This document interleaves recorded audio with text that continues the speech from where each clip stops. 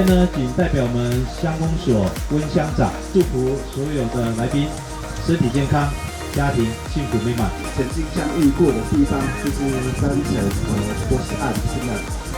那我们这一次百年校庆就是走百年相遇故事，很好听。我们已经走过百年相遇故事，一个学校可以到100年纪念是一个很难得的。那我也很有荣幸，然后可以做学校百年校庆的筹办，这样。我就再一次代表我们秀林乡的富士国小、秀林乡的所有伙伴，跟大家敬礼说声谢谢，谢谢大家，谢谢。谢谢校长们。